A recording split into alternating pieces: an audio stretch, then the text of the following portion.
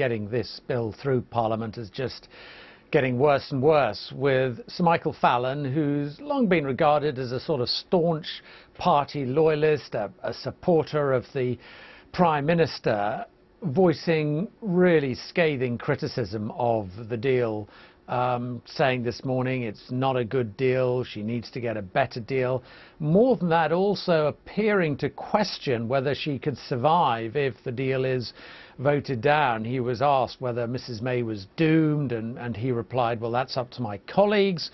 It was then put to him that that didn't sound like much of an endorsement for the Prime Minister, to which he replied, well, take my comments any way you want. And I think the concern will be that Sir Michael is not associated with any particular faction in the Tory party. He's not associated with any group in the Brexit debate. So his words carry weight, and the fear is they will influence those who have maybe still not yet made up their mind or are uncommitted, and will make Mrs May's task even harder. But just have a listen to what he said on the Today programme about that deal. My fear is this deal actually just gives us the worst of all worlds. No guarantee of smooth trade in the future, and no ability to reduce the tariffs that we need to conclude trade deals with the rest of the world. So unless the Commons, I think, can be persuaded somehow that those things are possible, yes, then I think the deal is doomed. And Norman, on those comments by Donald Trump, are they going to make a difference, do you think?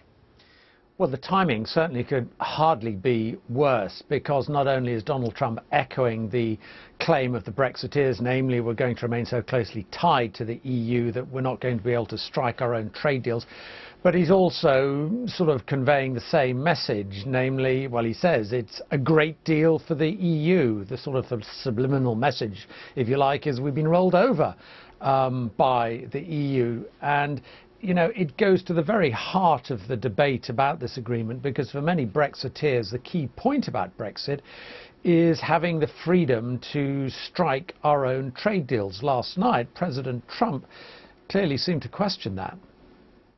I think we have to take a look at seriously whether or not the UK is allowed to trade, because, you know, right now, if you look at the deal, they may not be able to trade with us, and that wouldn't be a good thing. I don't think they meant that. I don't think that the Prime Minister meant that, and hopefully she'll be able to do something about that.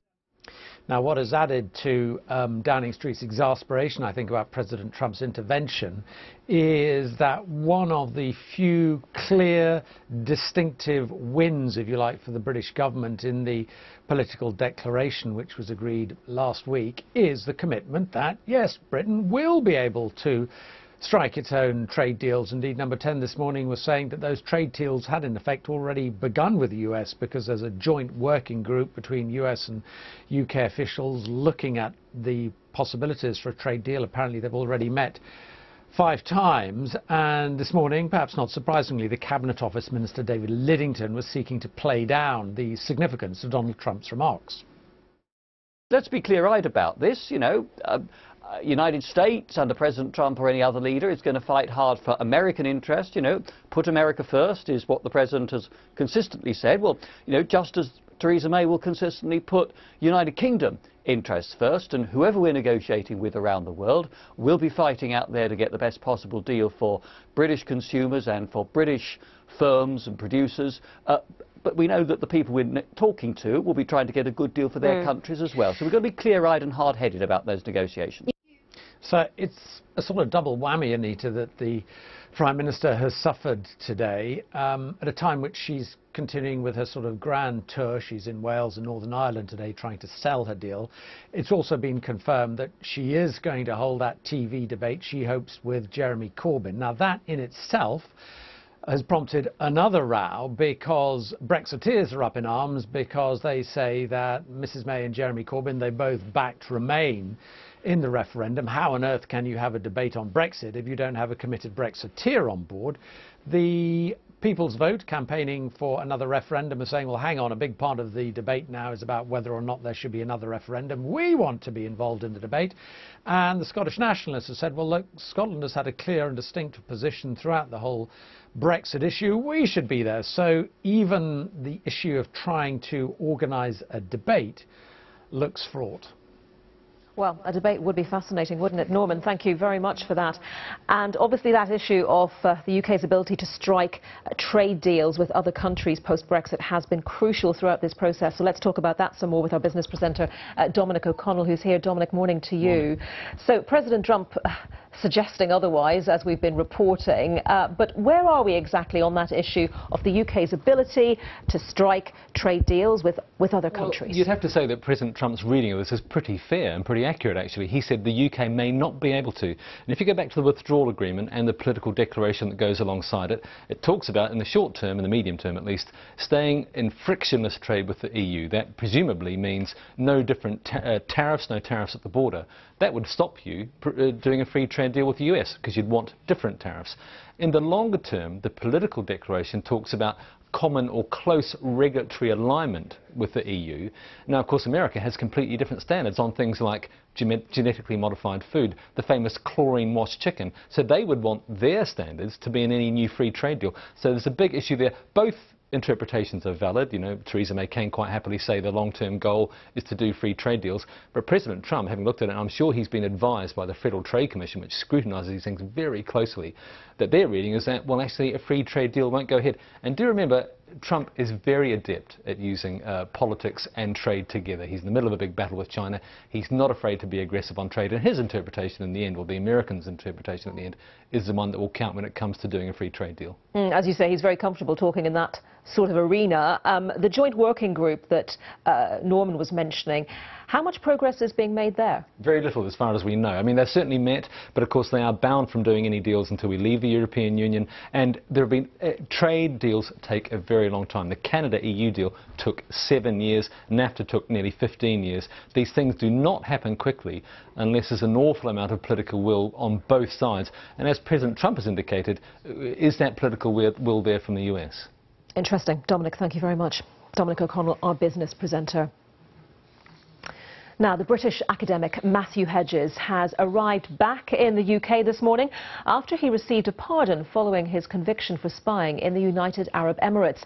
Mr. Hedges has always denied the charge and said he was carrying out research for his PhD. In the past hour, he's released a statement thanking the Foreign Office and paying tribute to his wife, Daniela. In it, he says, "I don't know where to begin with thanking people for securing my release. I could not have done this without Daniela. I hear her face is everywhere. She is so brave and strong." And he says, "I thank you all once again. This is very surreal." Less than a week ago, Matthew Hedges was facing life in prison. Now he's a free man, able to resume his personal and professional life. The authorities in the UAE continue to believe he was a spy. He was part-time PhD researcher, part-time businessman, but he was 100% a full-time Secret Service operative. It's possible they would have released him months ago if the British government had only admitted as much. But that was never on the cards. The Foreign Secretary, Jeremy Hunt, says there's simply no evidence for the allegation. We've made it very clear for a number of months now that we see no basis in these allegations. They've reflected on that. They've taken the action that they can, which means that Matthew Hedges is going to be reunited with his family. My hopes had been shattered on so many occasions that I didn't actually know whether I should raise them up again. So it's just come as a very sudden, very, very happy surprise. It now seems neither government wanted to risk a serious rupture in relations, something that seemed possible just a few days ago. But lessons will perhaps need to be learned. Universities will have to ask themselves if the Gulf is a safe place for academics to conduct research into sensitive national security subjects, and the Foreign Office will need to examine whether more could have been done earlier on to secure Mr. Hedges' release. Paul Adams, BBC News. Tributes have been paid to the World War II codebreaker and long-serving Conservative peer Baroness Trumpington, who has died at the age of 96. She retired from the House of Lords last year after serving for 37 years. The International Development Secretary, Penny Mordaunt, described her as a trailblazer, heroine and an utter joy. Our political correspondent, Sean Curran, looks back at her life. A pillar of the establishment with a rebellious streak, Jean Barker, better known as Lady Trumpington, packed a lot into a long life. She was a land girl on Lloyd George's farm and a codebreaker at Bletchley Park. Churchill visited us he said, "You are the birds that laid the golden eggs but never cackled." And that was the important thing, was that we never talked. She was appointed to the House of Lords in 1980 and served as a minister under both John Major and Margaret Thatcher. We were really good friends, but if I didn't agree with her about something, I said so. And that was very good for her, because it gave her a chance to know what the opposition might say to her. In 2011, she famously gave a two-fingered salute to a colleague who'd referred to her age during a debate. Her V-sign led to more on-screen opportunities, including an appearance on Have I Got News for You? I would like to know why, at the age of 90, I've had to sign a piece of paper in order to be on this show to say I wasn't pregnant. In 2014, she published her best-selling memoirs, Coming Up Trumps, although she told one interviewer she'd neither written nor read the book. Baroness Trumpington, who has died at the age of 96. Quite a woman. Now, President Trump has dismissed a report by his own government which warned of the devastating impact of climate change on the United States. The document was compiled by 13 federal agencies and departments. They concluded that more frequent wildfires, storms and droughts could reduce the U.S. economy by as much as 10% before the end of the century.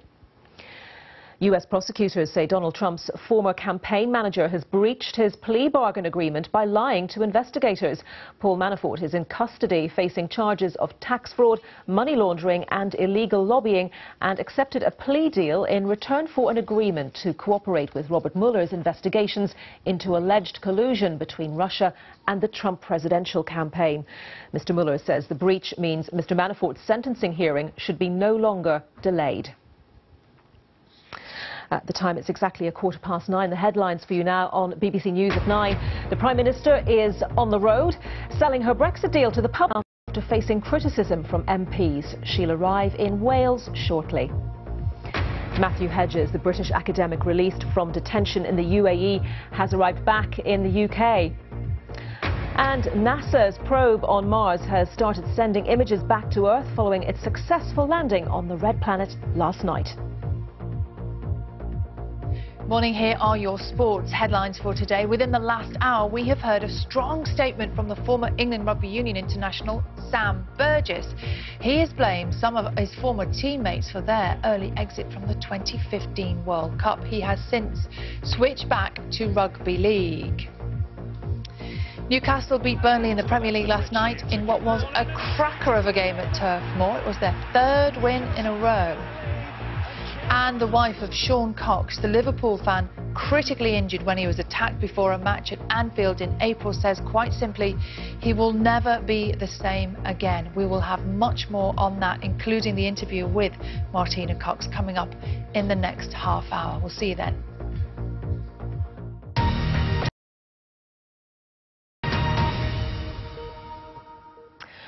An intolerable burden has been placed on police forces in England and Wales because of a national crisis in mental health care, a watchdog has warned. The Inspectorate of Constabulary says officers are being left to pick up the pieces and respond to tens of thousands of incidents that should be handled by mental health workers. The Home Office says it's investing in services and praised police leadership.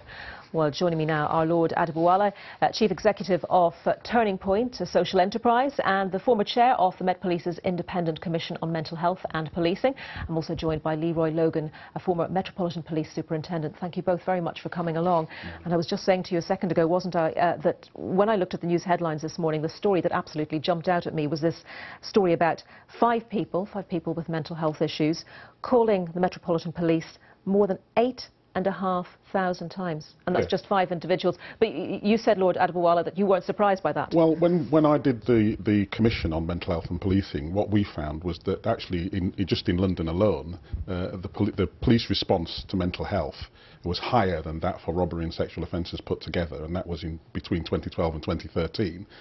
We reckon then it was probably about 30% of all police time. So it saddens me actually, because I think it's not the best use of police time that's the case, but I'm not entirely surprised.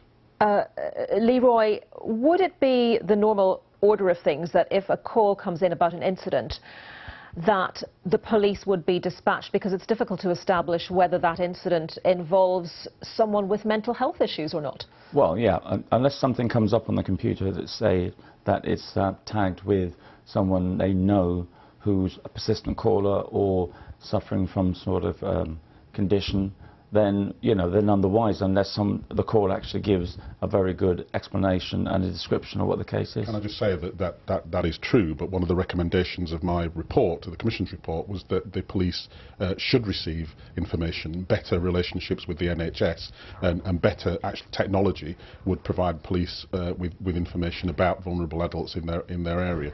But even if officers do have information to that effect, they may still need to respond if there isn't someone in terms of mental health services able to respond to that incident. There is one of the issues again, and there are 3 issues. One is the police practice, which hopefully is improved. The second is the NHS response. Now, one of the things I found in my report is that when you ring 999, if there's someone in crisis with a mental health issue, if you say there's a policeman present, actually the ambulance algorithm will reduce your urgency. So the police are then left having to deal with a situation without the ambulatory response and without the direct clinical response. Now that has improved.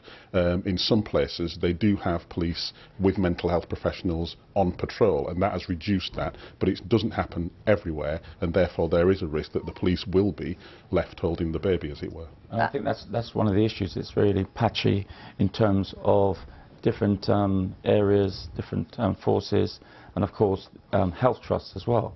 So, you know, it's just a question of minimising that to make sure everyone is doing what they're supposed to do according to the protocol. And of course it's right and proper that police training is constantly evolving so that officers know how to best respond to someone who has a mental health issue. But where do you then, and the Inspector for Constabulary is clearly pointing to a huge problem, where do you draw the line if there are other more obvious policing issues that need to be attended to, but there aren't enough officers to go around? Leroy? Well, yeah, there's the big issue about austerity and priority calls, and we've heard from various chief constables where they're saying they've had to pull back from certain types of calls because of you know, that they have to respond. So, you know, there is a real dilemma here, not only austerity to policing, but all the health services and other safeguarding agencies. I want to get both of your responses to the Home Office saying that it is investing in services.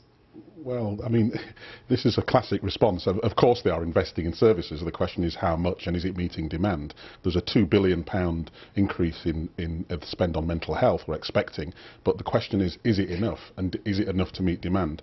I'm not sure that it is, to be honest. I think that there is a requirement for more resourcing, both in policing and in the NHS. And Leroy, in your opinion, is it meeting demand? No, of course not, and that's why you got the HMIC saying exactly this. I think we just have to recognise that they have to invest in agencies, in public services, and I think it's also there's an issue about the number of calls have grown exponentially, and I think it's because you've got traumatised communities. You know, when you hear about so many shootings and stabbings, and that in itself creates trauma and people exhibiting and presenting certain symptoms that before they wouldn't present. And the police should not be the agency of last resort. There are other agencies that should get there before the police and indeed should assist the police. But Leroy, are you saying that in some instances the police are having to make that call as to whether the incident that's going on, whether the person concerned is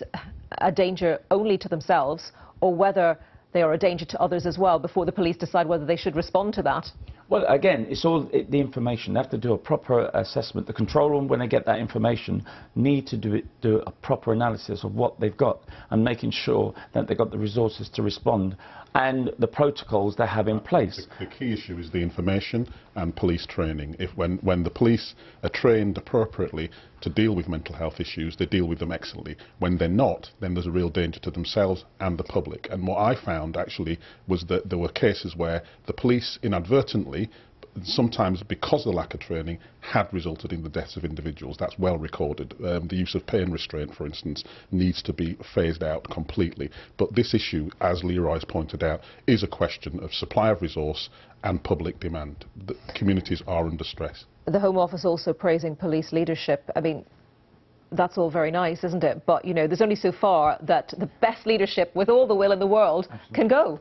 Yeah, you know, the Commissioner herself has said on several occasions that, you know, the thin blue line is getting even thinner.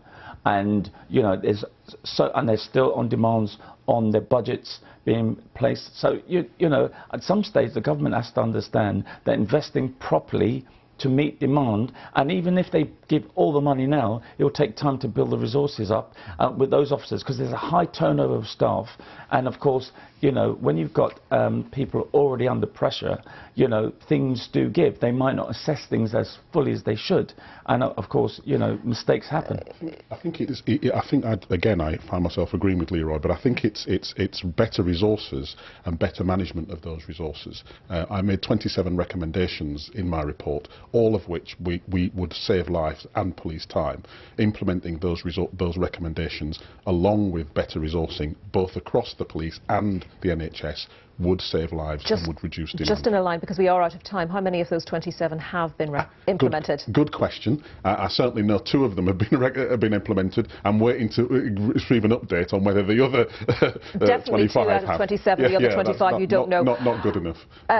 Fascinating discussion to go into, really, but we're very appreciative of you coming along to talk about this story this morning. Lord Adebowale, Chief Executive of Turning Point, and Leroy Logan, MBE, former Metropolitan Police Superintendent. Thank you. Thank you. Now, the European Court of Justice has begun hearing a legal challenge on whether the UK can reverse Article 50 without permission from the other EU member states. Remain campaigners are hoping the case will give Britain the option to stay in the EU in the event of another referendum. Adam Fleming is at the European Court of Justice in Luxembourg for us this morning and is following this case closely. And in fact, I think we're going to hear from Adam in just a moment. This is the Grand Chamber of the European Court of Justice here in Luxembourg, where today's hearing will take place. And it is a hearing. It's about the legal arguments today. A ruling from the judges could be several days, several weeks, even several months away. Now, this case has been brought by a bunch of British parliamentarians, members of the UK Parliament, the Scottish Parliament and the European Parliament. They want to know under what circumstances the UK's notification to leave the EU under Article 50 of the EU Treaty could be revoked. And would it need the agreement of all the 27 other EU member states to do that? They think that parliamentarians need to have an answer for that as they think about what to do about Brexit. Now, the UK government's view of this is that it's a completely hypothetical situation and that the British Prime Minister, Theresa May, has no intention of taking back the letter she wrote last year, which triggered the whole Brexit process. As far as the EU is concerned, their lawyers will argue that this is such a big thing, the other countries will have to be involved. Adam Fleming, not talking to us live, but I can assure you that was sent to us very, very recently indeed.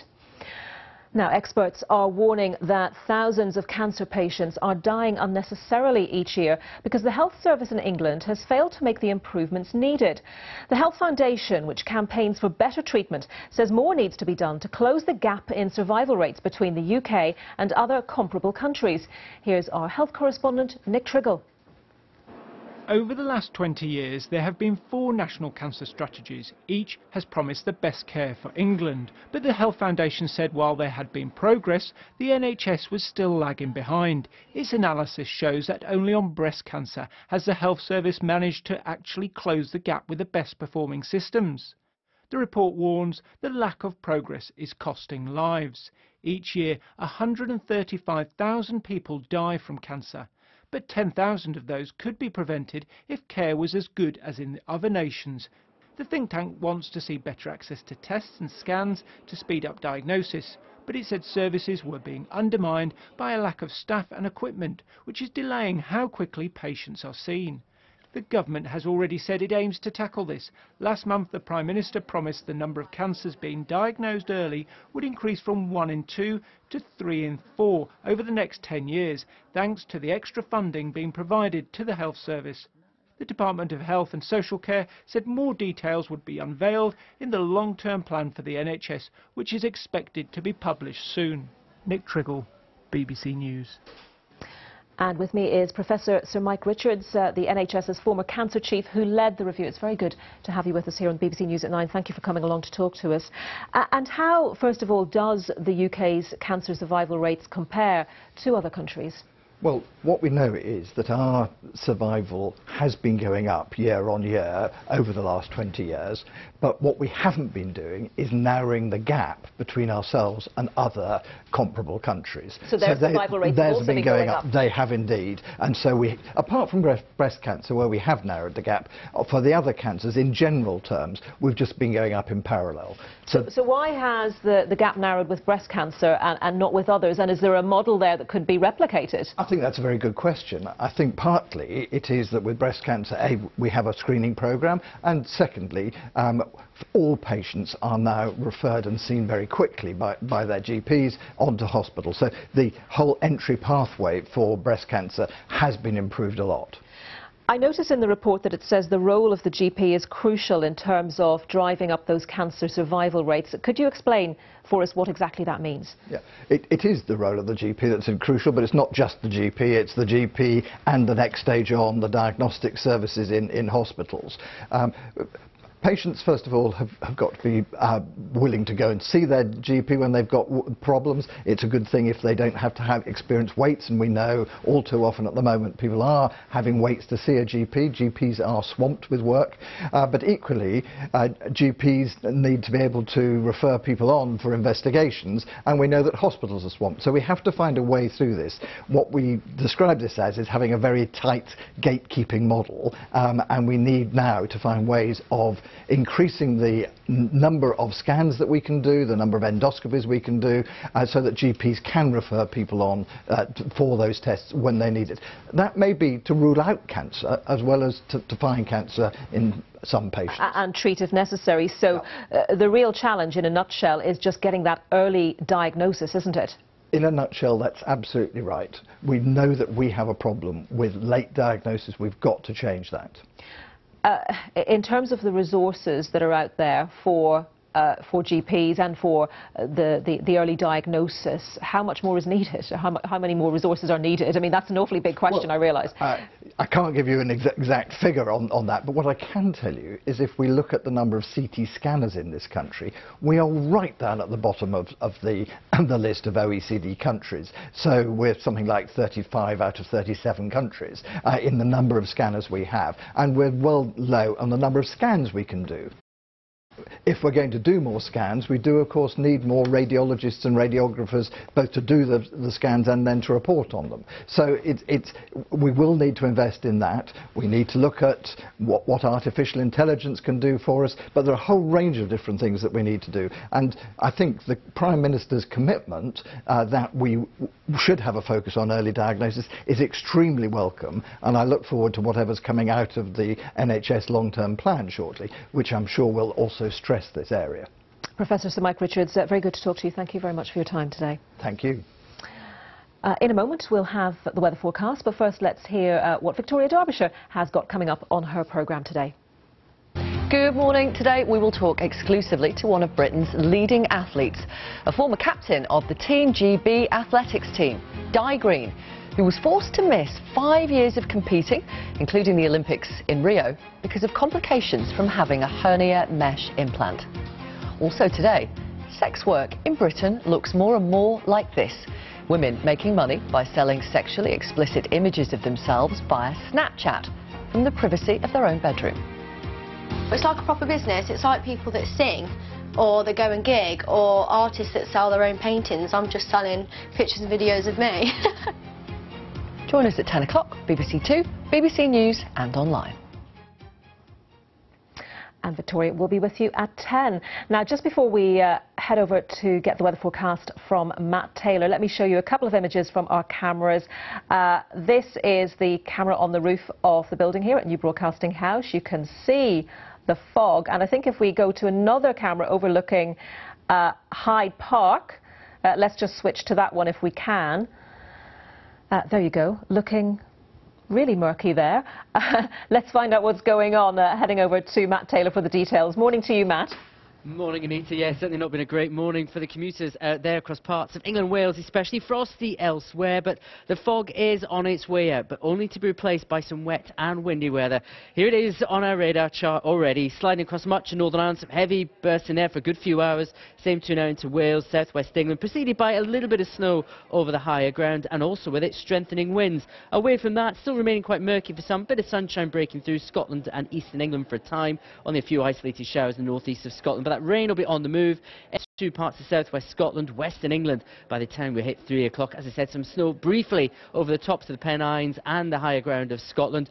Tonight the rain has spread its way eastwards. We'll see gales for a time in the west, easing down, then strengthening again into tomorrow morning. But it does mean tonight not as chilly as it has been through recent nights, with temperatures still there in single figures, but clear of a frost. And then for tomorrow, well, outbreaks of rain coming and going through the day, and it's most prolonged in the morning, Northern Ireland, Scotland into the afternoon. Bit of sunshine in between in the south. But tomorrow, a windy day. We could see winds widely reaching severe gale force around southern and western coasts. Bye for now.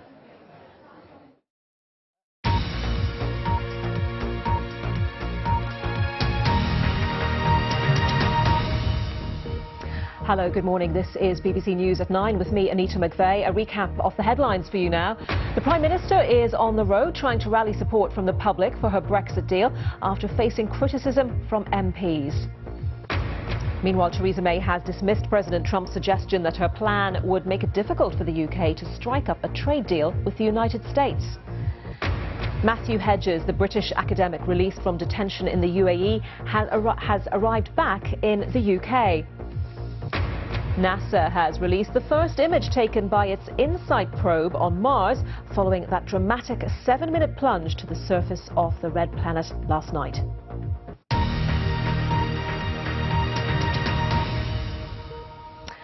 And it's time now, as we do every morning, for the morning briefing, where we bring you up to speed on the stories people are watching, reading and sharing.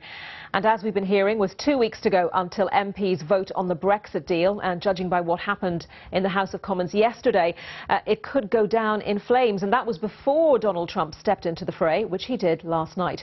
He said it sounded like a great deal for the EU, but that the UK may not be able to trade with us. Our Washington correspondent Dan Johnson explains the significance of the President's comments. Well, it sounds like the President is wary of this deal and the prospect of it leading to greater UK-US trade, at least in the short term, because the provisions of this withdrawal agreement are that during the transition period, and perhaps even for a time after that, beyond 2020, that the UK would still be closely aligned with the EU customs union, mainly because of the Northern Irish issues. And it depends how long it takes to resolve those issues about trade across the Northern Irish border with the Republic, as to when the UK could actually properly, fully, finally leave the customs union as was promised. Then the UK would be free to enter into broader free trade agreements with other countries. So the President is foreseeing that that isn't going to happen anytime soon under the latest version of the agreement that Theresa May has negotiated. Now, this is not the first time he sounded this warning. He's been quite a vocal critic of what's known as softer Brexit. He has been talking up the possibility of harder Brexit, saying that that would be a clearer break for the UK and would enable more fair free trade agreements with more other countries. He's aligned himself with Brexiteers before, and I think they will take heart from this. It's another instance where Theresa May looks like she's without an ally. Dan Johnson there in Washington. Let's have a look on the BBC News website now at one of the most read stories. And at number 4, this is a sleep pilot overshoots Australian island. This was a small plane with just the pilot on board, and it overshot its destination by almost, as you read through the story, you can see there, 50 kilometres, 30 miles, after the pilot fell asleep in the cockpit. He as I mentioned, was the only person on board that small plane from Devonport to King Island in Tasmania, and investigations are going on to find out exactly what happened and indeed how he managed to, thankfully, wake himself up before landing the plane safely. And more now in the morning briefing on the news that British academic Matthew Hedges has returned back to the UK this morning after spending 6 months in solitary confinement in the UAE. He was released after an appeal from Britain led to him receiving a pardon. Now, of course, attention turns again to another British person imprisoned in the Middle East, Nazanin Zaghari-Ratcliffe, who was arrested in Iran nearly 3 years ago and has been held ever since, in spite of pleas from the British government. Her husband, Richard Ratcliffe, has been speaking to John Humphreys on BBC Radio 4's Today programme this morning to give an update on Nazanin's case. The Foreign Secretary was last week in Tehran, was met with the Foreign Minister, then met with other officials, met with a number of ambassadors, and met with Nazanin's family. Clearly was very moved. Clearly the family came away very, very struck that he was going to be pushing for Nazanin's release. He was quite strident in what he said. And we've seen a bit of a reaction to that in the Iranian media, and also, in fairness, in the Iranian parliament. So criticisms that he was meeting with Gabriella from the Iranian MPs. So we were sort of waiting to see what the reaction would be if there was any more negative fallout. Nothing more negative seems to have happened. He's been again pretty strong. He was on the Andrew Marr show on Sunday, and made a personal call for her to be released. He also, in time for Christmas, he also gave a book for Nazanin, which was Nelson Mandela's Long Walk to Freedom, which he put a dedication into. And also which he gave to the Iranian Foreign Minister to give to her. That hasn't arrived yet. So he's been very clear. Yesterday when Matt was released, he made a statement welcoming the fact that Matt had been released, and mentioned Nazanin again. So that will have, you think that will have an effect, the release of Matthew Hedges? I mean, for us as a family, it was a lovely, hopeful moment. I mean, really triumphant. You know, there are sort of many days that are fairly miserable, and me coming on the media and complaining, and that they had their breakthrough, and in fact I saw Daniela with a couple of the other families last night, and just to share a moment of how happy, I mean, still uncertain because he wasn't back home at that point. Yeah, sure. But just, you know, the fact that there is light at the end of the tunnel. So on an emotional level, very important. And then also the fact that the Foreign Secretary was signalling there that he wasn't giving up on Nazanin, and that, you know, he'd won one success but was carrying on for more. Very important for us, for all of our family. I suppose a part of you must be saying, why on earth was all this pressure applied 3 years ago? We've had our ups and downs. I think. I mean, that was one of the things actually we were talking about as families, as to what, you know, different complaints and so on. I think, in all honesty, it was a lovely day yesterday. I'm glad that we've got the pressure that we've got now. We will see if it works. I think one of the things I was saying to different people, that I think the Foreign Secretary's been very straightforward in his statements, publicly and privately, and that builds trust with us as a family. It also builds trust with the Iranians. They won't always like what he says, but they know what he means. And I think that in this complicated situation is very important. And when did you last talk to Nazanin yourself? So I spoke to her on Sunday, and she was obviously fairly anxious about all that was happening. For her, of course, the time passes so slowly. So you know, I can say, well, there's been a progress, but for her, it feels like, well, I'm still here. But presumably she was bucked up a bit. Yeah, for sure, and also had met. So her mum had given her a debrief on what it was like meeting the Foreign Secretary, and she'd made a doll. She made 2 dolls, one doll for Gabriella and one doll for Jeremy Hunt's daughter. And he was clearly very moved by that. So she was then very pleased that you know, her gift had got through. So yeah, I mean, she remains fragile, and you know, I had a conversation with her where she's very, very down again. But you know, fingers crossed with him pushing that we'll get somewhere. Richard Ratcliffe, their husband of Nazanin Zaghari-Ratcliffe. Well, Matthew Hedges' family are, of course, very relieved to have him back home, but they also say he suffered panic attacks and that it will take time for him to heal and recover. Earlier today, another man who's gone through a similar ordeal spoke to BBC Breakfast. David Hay, the former managing director of Leeds United, spent 22 months in prison in Dubai following a conviction in 2014. Here's what he had to say about his experience and recovery. I was tricked to come to Dubai to get on a plane to settle what I thought was a commercial dispute, and then within, you know, about 15 hours, I'm literally lying on the floor of Dubai police jail, being kicked and beaten, and being forced to sign a false confession in Arabic, much the same way that we hear that Matthew was. Yeah, we hear for Matthew's wife says, he, as you said, was forced to sign that false confession in a language that he didn't understand. When you heard that, did it take you back to your time that you spent in jail in Dubai? Obviously, Matthew was in the United Arab Emirates, but very similar, like you said. Yeah, absolutely. I mean, from my own time and from now, the work that I do with hundreds of expats that are jailed there unjustly, it's a standard process that you hear, particularly with the false confessions, you know, trials that last 1 or 2 minutes, no access to a lawyer, not much help from the embassy, you know, poor health, solitary confinement, poor conditions. It's the same over and over and over again. So I remember when I read the sentence of Matthew last week, the first thing that came into my head was not again.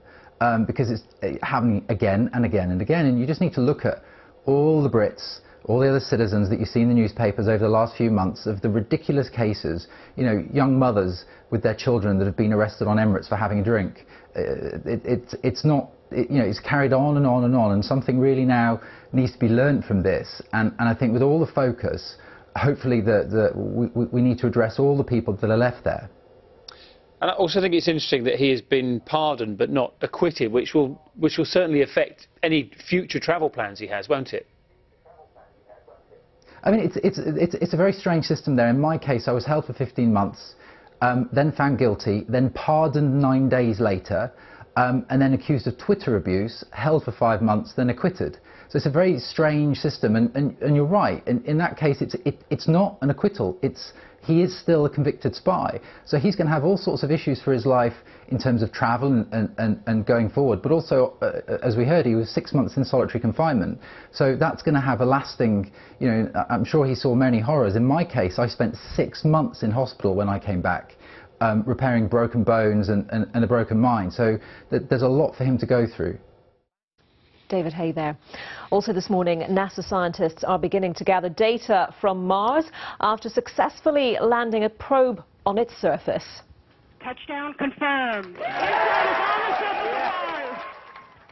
Yes, big celebrations there and cheers at Mission Control as scientists celebrated a perfect landing on the red planet. And the robot seems to have quickly settled into its new home. There's a quiet beauty here. Looking forward to exploring my new home. Mars landing is the hashtag, that tweet from NASA, and it'll be fascinating to see what else comes from that mission. Well, to find out more, BBC Breakfast spoke to planetary scientist Katie Joy and also Professor Tom Pike, who was part of the team behind the mission. Professor Pike began by explaining how difficult it was to make that safe landing. There's engineering challenges. You need to get to Mars in the first place, you've got to travel fast. And then you've got to slow down very quickly. That's that 7 minutes of hell. And then when you get to the surface, not only have you got to have slowed down, but you have to have a little bit of good luck. Right at the end, you've got to make sure that you don't land on a great big rock. In fact, you can't be sure. We didn't know where we were going to land. It was just going to be a matter of chance. And I shivered a little when the first high-resolution image came down and we saw a huge rock just a few meters away. And if we'd landed on that, we'd have never have got that image. That would have been the end of the mission before it even started. Katie, how exciting is this in terms of what you can discover? Now, you've brought a rock. I have. Is this a real... This is a terrestrial rock, so a rock from the Earth. But missions like InSight want to understand what the inside of Mars is made of. So we're going to use seismology and other techniques, heat flow measurements, to understand what the inside of Mars is made of. How far down is that from it? This is from a couple of 100 kilometres down inside the Earth. So there's these green kind of minerals. Now, ideally, what we'd like to do is we'd like to tie in the seismic measurements with the types of rocks that we expect inside of Mars to look like. And to do that in the future, we kind of need sample return. So collect samples from Mars, bring them back to Earth and integrate them with the knowledge of InSight and other missions. What's the point of all the knowledge? Well, we'd like to understand the differences and similarities between Mars, the Earth, the Moon and the other terrestrial planets. So how they formed, how they geologically evolved, why we have differences in the chemistry of their interiors, their cores, their mantles and their crusts. And so the types of measurements that Tom and his team are going to be doing over the next few years are hugely exciting because they'll address the similarities and differences with Mars and the other planets. And through that we can understand our own origins and how the earth first formed. And that's it for today's morning briefing. Let's get straight to sport now for a full roundup from the BBC Sports Centre. Here's Sally Nugent. Morning to you, Sally. And some interesting comments today from Sam Burgess about egos. Isn't it interesting, Anita? And just, they've come out in the last hour or so. You're right, the former England Rugby Union international, Sam Burgess, has taken to social media. And what he's done is he's criticised some of his former teammates for their embarrassing early exit from the 2015 World Cup. It still stings. Burgess, who's since switched back to rugby league, says he's still being made a scapegoat after they failed to make it out of their pool. That's obviously boiled over this morning. This is what he said. If people actually rewatch the games I participated in, you will see I added to the team. What cost us an early exit was individual egos and selfish players not following our leader, which essentially cost the coach and other great men their jobs. Tournaments are not won by the coaching staff or one player. It takes a commitment from the full group. I guarantee you this, I was committed, but others had their own agendas. He goes on to say, one day I will tell my side of the story, but for now, I'm watching England rugby and I cannot wait to see them as they prepare for the 2019 World Cup in Japan. Sounds like he's got a book in him, doesn't it? Now, the Liverpool fan, critically injured before the club's match against Roma in April, will never make a full recovery, according to his wife.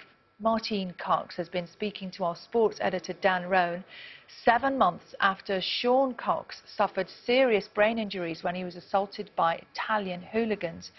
No one has been convicted of the attack, although 2 men have been jailed for violent disorder. Martina says her family have been left completely devastated. Sean went to a match in April and he never came home. That's the reality of it, you know. I miss Sean, the children miss their dad. Everyday life has completely changed. It's literally turned everything upside down. But we're trying to, muddle through it and, do the best we can. There was a great match in the Premier League last night between two sides struggling to get their seasons going. After an own goal put Newcastle Burnley, Kieran Clark stretched for a header to double their lead. Burnley's Sam Vokes scored a brilliant header of his own to make it 2-1, but Newcastle held on for their 3rd straight win. Both of the Manchester clubs can make it through to the last 16 of the Champions League tonight. City are away to Lyon and United take on Young Boys. It's been suggested that the United team feels more pressure playing at Old Trafford, but manager Jose Mourinho has some very strong words to say about that. If you feel pressure, stay at home. But when I say home, I don't say stadium home. I say home, and watch on TV. If you feel pressure to play matches at home where the people come to support, come on. I never felt pressure to play at home. Couldn't be more clear, could he? And that story is making a lot of the sports pages in this morning's newspapers. Gogglebox, says the Mirror. Mourinho tells his stars that if they are feeling the pressure, they should stay at home and watch the match on the telly. The Guardian goes with that winning feeling, a shot from the England cricketers' dressing room after their 3-0 test whitewash in Sri Lanka. They also report that England rugby players' £25,000 match fees might be cut after the RFU announced a loss of over £30 million. And the Express carries a line on Arsenal's Europa League game against Vorskla Podlava. They say it will go ahead on Thursday despite political tensions in Ukraine. Now, we don't need much of an excuse to show you the following pictures. Let's remember the fantastic moment when England's netballers won gold at the Commonwealth Games in April. That's it. And the BBC will be showing every match of next year's Netball World Cup from the 2nd stage onwards, live on TV and online. England continue their build-up for the first of 3 matches against Uganda in Liverpool tonight. This series will be about winning 1 game at a time and really focusing on Uganda. They're in our group for World Cup, so get some really necessary intel on them and experience, but also looking at which players really excel against them. And we found out at Commonwealth Games that there were some players and some style of the way the players play in our squad that actually really work well against them, so that can't be ignored. And you can listen to commentary on that match tonight on 5 Live Sports Extra. Tip-off is at 7 o'clock and at 8 on Radio 5 Live. It's Manchester United against Young Boys in the Champions League. And one thing to show you before I go, I just want to share with you Mo Salah's cats. There's good reason for this, I promise.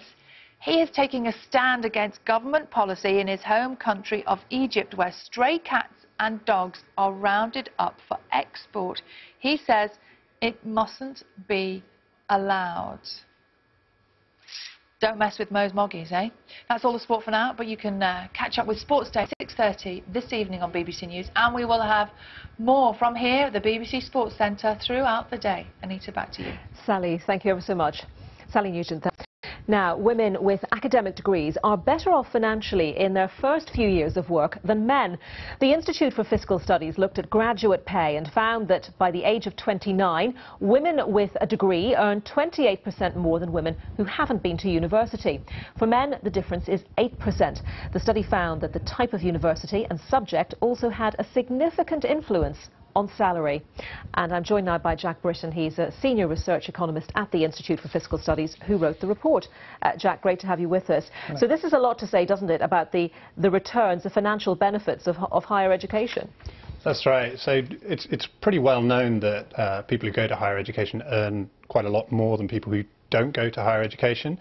But the really key value of this report is it teases out the fact that people who go typically have background characteristics that mean that they might have gone on and earned a lot more anyway. And so this is trying to get at what's the impact of going to higher education on your earnings. And as you say, we find for women that the impact of going to higher education is to increase their earnings by age 29 by about 26% for going and about 28% if they go on to graduate.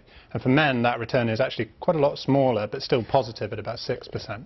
Do you discover in this why there's a difference between men and women? Why women who've gone to university earn more than women who haven't compared to men in similar situations? It seems that there's quite a few reasons why that's the case. I mean, the really stark and obvious finding is that the earnings of women who don't go to higher education are just quite low. There are several potential reasons for that. It might be that they typically have children quite a lot earlier than women who do go to higher education, and that means that they end up working part-time, and then subsequently their annual earnings are a bit lower. But it also just seems that potentially their options outside of university are just a fair bit lower. So they just don't have the same outside options as men do from not going to higher education. We've heard a lot lately, haven't we, about whether university courses are good value for money and give good return for your investment in terms of prospects. So what does this report have to say about the type of university and subject and what impact that might have on future earnings? I think this is a really important contribution to that discussion. We are only looking at age 29, and so there are prospects that the returns will change as people go through their 30s, and because graduates typically earn at a faster rate through their 30s than non-graduates do. But what we see is very large variation in the returns by institution and subject choice. So, for example, men who study medicine or economics earn more than 20% more than if they hadn't gone to university. Whereas men who study things like philosophy, English, creative arts, they all actually earn less than they might have done or than if they